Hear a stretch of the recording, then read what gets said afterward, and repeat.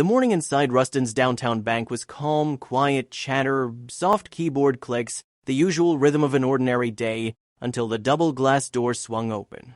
Every head turned. An elderly man stepped inside, pushing a metal dolly stacked with 15 gigantic 5-gallon jugs, each one so full that the plastic bulged outward. The wheels squeaked sharply across the marble floor, echoing louder than any normal sound should. Inside the jugs, something glimmered. Pennies. Hundreds of thousands of them. The dull copper glow shimmered through the clear plastic like a strange treasure no one could quite understand. That man was Otha Anders, well known in town as a humble, soft-spoken member of the Jackson School Board. Steady, old school, predictable. But nothing about what he was doing today looked predictable. Bank employees froze mid-sentence. Customers stepped aside. Conversations died instantly. It felt like the beginning of a story one everyone instinctively knew they'd be talking about for years. Jenny Cole, the bank's vice president, blinked in confusion as Otha approached the counter. "Mr. Anders, what exactly have you brought with you today?" Otha gave a tired, amused smile. 45 years of pennies, he said. Figured it was time to find out what they're worth. A silent wave of shock rolled through the lobby. Most people pick up a penny and toss it aside. But for Otha, everything had started with a single coin on a sidewalk nearly half a century ago. He had picked it up, whispered a small prayer of gratitude, and kept it. That tiny habit grew slowly and quietly into something no one, not even his family, saw coming. At first it was sweet, quirky, harmless. A jar on a shelf, then 2 jars. Then a row of them. And then the jars became buckets. And the buckets became 15 massive water jugs filling half of his garage. His wife Martha complained gently at first, then seriously. His kids shook their heads every time they saw him bend down to pick up yet another lone penny in a parking lot. "Dad, it's only 1 cent.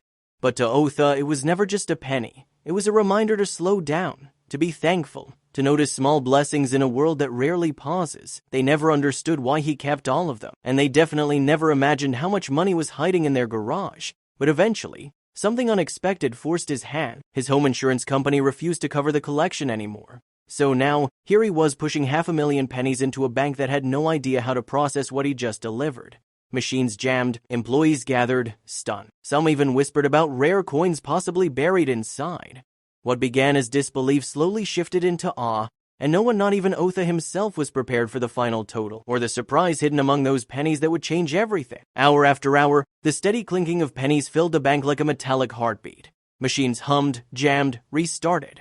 Tellers leaned in closer, their curiosity overtaking their exhaustion. What had begun as annoyance slowly transformed into admiration. Otha, patient as ever, waited quietly, hands folded, watching decades of silent devotion spill across tables in small copper rivers. The staff no longer saw a strange old man with a strange obsession. They saw a story unfolding right in front of them. Halfway through the final jug, a teller suddenly paused. "Wait, look at this one." She held up a faded coin, its date barely visible, 1943. But instead of the usual steel gray, it glowed a warm reddish copper. The entire room froze. "If this is real," she whispered, "it could be worth thousands." A hush fell over the bank as she carried it to the manager. Even Otha, steady, grounded, soft-spoken, felt his breath hitch, just a little. By the end of the second day, every last penny had passed through the counters. Steve, the assistant manager, approached Otha with a slip of paper. His voice shook with excitement. "Mr. Anders, your total is $5,136.14. The room erupted into applause. Otha only smiled, gentle, grateful, almost overwhelmed. 45 years, 500,000 pennies, and the value was finally real. But the story still wasn't over. Days later, the teller who had found the unusual coin called him personally. She had contacted an expert. The 1,943 copper penny was authentic and rare enough to bring in several $1,000s more. With the unexpected windfall, Otha paid off an old dental bill, surprised his wife Martha with a long-promised trip to the Gulf Coast, and quietly donated the rest to the community he loved. His decades-old habit, mocked, questioned, misunderstood, became a story of patience, gratitude, and unbelievable payoff. By the end, people didn't call him the penny hoarder. They called him the man who turned small blessings into something extraordinary.